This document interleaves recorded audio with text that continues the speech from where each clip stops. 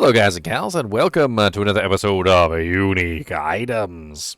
Today, we're going to be going over the unique item known as a Cowl of the Nameless. Cowl of the Nameless is a rogue helmet, and it's got some interesting effects on it. Seems to be more centered around an imbuement character, so I guess we'll see. This particular one is Ancestral, but you can find it, I believe, in the Sacred form as well in World Tier 3, but Ancestral does require World Tier 4. This one in particular, I believe, has a special chance of dropping from... let's see here. Cowl of the Nameless. Nope. Nope. Nope. Nope. And nope. It's from Duriel. So Duriel has the special chance for Cowl of the Nameless. Interesting. So if you want to see if you can try and specifically target farm this item, it would be Duriel. Although if you're killing Duriel, I would assume you're target farming one of those beautiful Shakos or Grandfather Swords or Doombringers and so forth. This one in particular, though, is pretty nice since it rolled 925. It does have some rolls on it, though, so let's go over those. It has 7.5 to 18% crowd control duration, which this one is upgraded, so that is the maximum at 18%. We also have 10.3 to 20.2% damage reduction from close enemies, which is really nice. Damage reduction from close is one of the better damage reductions. Usually comes into effect unless the monster's like a corpse bow shooting you from off screen. 6.5% cooldown reduction, which varies between 6.2 to 10.3%, which is very useful for obviously keeping your imbuements active. And then we have +4 ranks to all imbuement skills, which does vary between 3 to 4. And when you find it, I believe it's 2 to 3, and then it upgrades to 3 to 4. Very, very nice if you're running an imbuement character, because obviously you can get some very nice pluses to your imbuements. And if you happen to be running all the imbuements, well, you get +4 to all the imbuements. So very nice. The special effect on this is you gain a 15 to 25% increased lucky hit chance against crowd-controlled enemies. And of course, crowd control is basically anything that makes the monster into a crowd-controlled state. If you go down here and you hover your mouse over crowd control, damage with crowd control, there it is right there. It shows you a list. It tells you that it's slow, immobilized, stun, knockback, knockdown, taunt, fear, tether, daze, chill, or freeze. I'll use my nose for the last one. And it's a pretty large list, so as long as the monster has some kind of damage of crowd control on them, you're going to get the damage, the lucky hit bonus. Now, the lucky hit bonus is conditional, so it doesn't really appear like on your skill. So a lot of the times when you add lucky hit chance, it will show on the skill itself, but because this is a conditional lucky hit chance, it's not going to show. And that's just the way it is. However, when you add other lucky hit chances that are not conditional, they will actually show on the tooltip. The tooltip is not always accurate for this, and a couple people have pointed out to me that why are you doing the calculation when it shows on the tooltip what the percentage is? Well, it doesn't matter because there's too many conditional lucky hit chances like this where the tooltip doesn't reflect, and so it's not quite as useful as it seems. Now, bonus lucky hit percent chance can be absolutely insane for certain builds, and in this particular build, although I do like using the Godslayer better, the Cowl of the Nameless is an interesting choice because this build is actually based around lucky hit. And one of the things that you can get really nice with is lucky hit builds. And I'd like to show you real quick what my lucky hit build looks like. Let's go to the Blood Harvest real quick. So you can see potentially what lucky hit can do.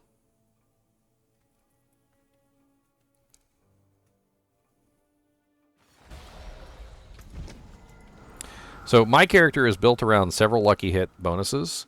One of them is Frostburns, which is a 20% lucky hit. I need to find a better pair of those. Also, I'm utilizing the 75% chance to create a toxic explosion, the 75% chance to create the cold explosion, and then I also have the 15% chance on the lucky hit here to make the poison puddles. And then on top of that, I'm also utilizing the Victimize, which is a 45% lucky hit as well. There's a whole lot of lucky hit going on this build, and as I show you how my lucky hit build runs, you'll probably laugh.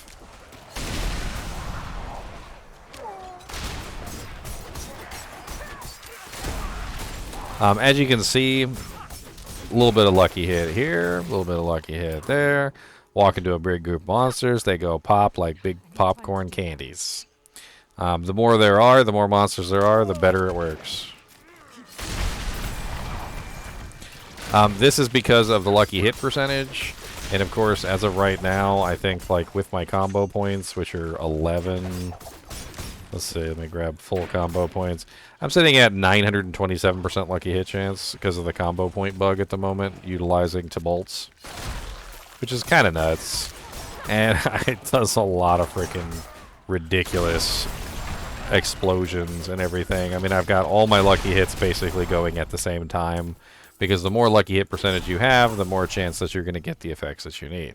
This build is designed almost entirely around the Frostburn Gauntlets, which allows me to freeze the enemy.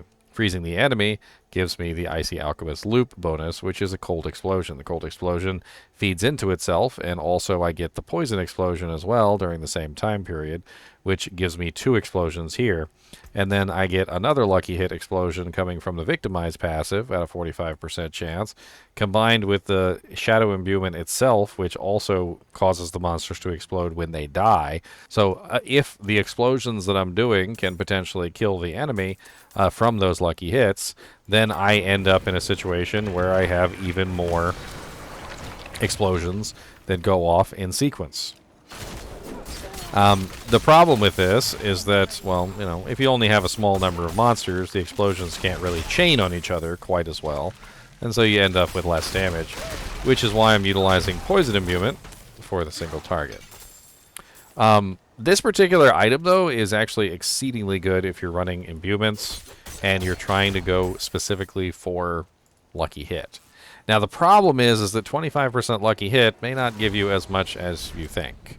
I would recommend that if you want to understand lucky hit completely, you take a look at my lucky hit video where I go over this in detail. But basically what you do is you take the percentage of the lucky hit of your ability, and you actually have to combine it together with the lucky hit bonus that you're getting. And all of your bonuses are actually going to stack on top of each other to try and make the lucky hit better. So as you can see right now, I have a 13.5% lucky hit bonus, combined with the 25 or 23% coming from the Cowl of the Nameless. And so we're looking at, what is that, 33, 36, so 36.5% bonus lucky hit, which doesn't add as much as you would think to the equation. And it's been a little while since I've run the equation. I don't even remember it right off the top of my head.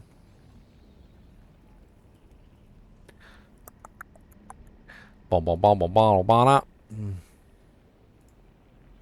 about to pull it back up.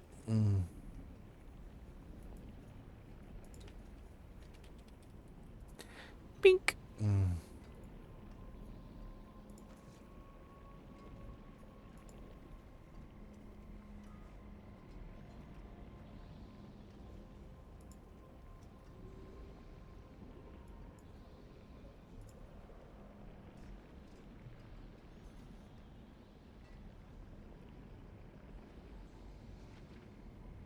Alright, so this is what it looks like right here. Sorry, these are my calculations for Andorel's Visage.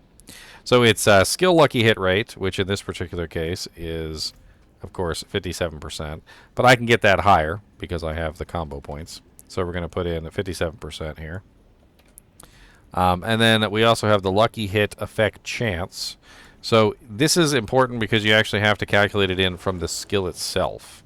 So, for instance, when I'm talking about Victimize, so Victimize is a 45% chance. So that's your lucky hit percent chance of the actual ability. And then 1 plus the sum of all of your lucky hit affixes. So this comes into play with things like your 23% here, and then whatever percent bonuses you have that's not conditional. And you're looking at what we say that was 20, 30, so 33.5%. So 33.5, and you plug all those numbers in together, and you end up with an actual percent chance to proc the effect. And it's actually not bad at all. Let me see if I can run this on a calculator for you real quick, if I can remember how to do it. I'm pretty sure it's 0.57 times 0.45. And then we multiply that again with 1.335.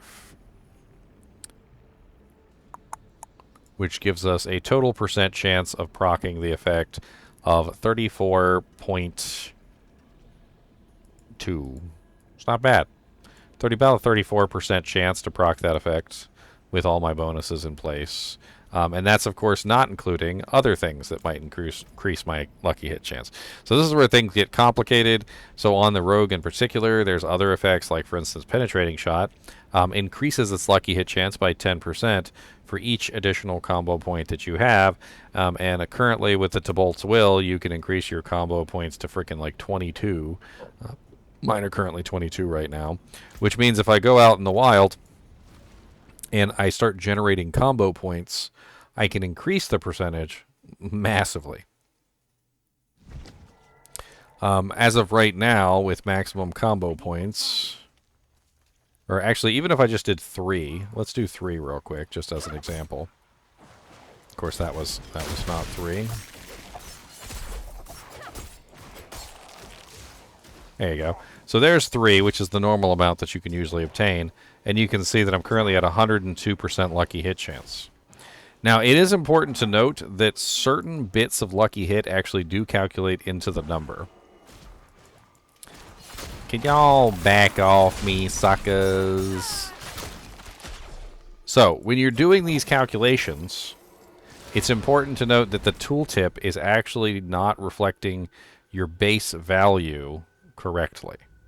It's actually adding in specifically the non-conditional lucky hit percentages. So, for instance, this 13.5 is being added into this, so you can't actually add that when you do the calculation, unfortunately. So, let me see if I can show you this. There's a lucky hit on this particular character.